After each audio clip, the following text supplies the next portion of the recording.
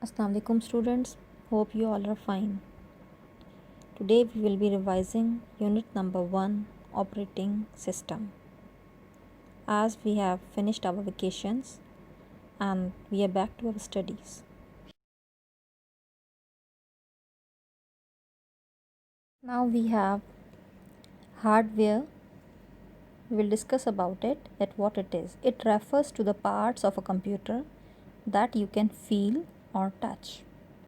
And now you can see on your screen we have software. This is a software refers to a set of programs, a set of instructions given to a computer that perform some tasks in a computer. The examples of software are Microsoft Office, MS Paint, and remember that we cannot touch or feel them. Now we come towards the operating system. If we say that operating system is an translator for us, it takes our instructions and tells the computer what to do, it will not be wrong. So the definition for that will be a software that helps the computer to work along with other computer softwares. And now we have two types of operating system.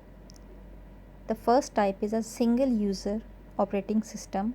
The examples of single user operating system are we have at our homes, like the tablets, the laptops we are using. One person can use it at one time. And now the second type of the operating system, that is multi-user operating system.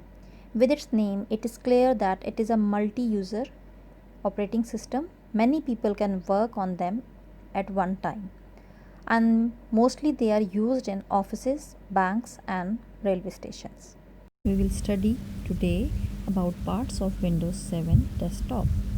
On your screen you can see the background. This all area is called Windows desktop background. On your left side the pictures you can see, they are called desktop icons. On the left corner this button is called start button, and this bottom line long bar is called taskbar. Hope you understood it. In your previous slide you have seen the Windows desktop layout. Over there you have seen the area called desktop. The screen that appears after loading the Windows operating system, that area is called the desktop of laptop or your Windows. We come towards the icons. As you can see on your screen, these small pictures on your desktop area, we call them icons. You can see there is a file symbol, this blue color sign, this picture having some blue paper folded from your right hand corner.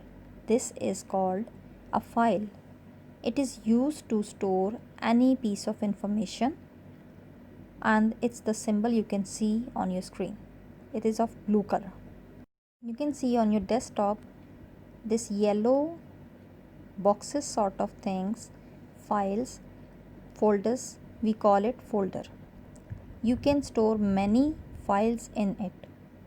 They can be any documents, they can be any JPG files like pictures, audio, video, any kind of files. So if we say that it is used to store a group of files, it will not be wrong. And the symbol for that is a yellow folder which is a half bit open, and you can see a white line in between. That is the symbol of a folder. Now we will discuss about the taskbar. On the lower side, bottom side, you can see a long horizontal bar. This the lowest bottom of your screen. This long bar is called the taskbar. You can see many options over here.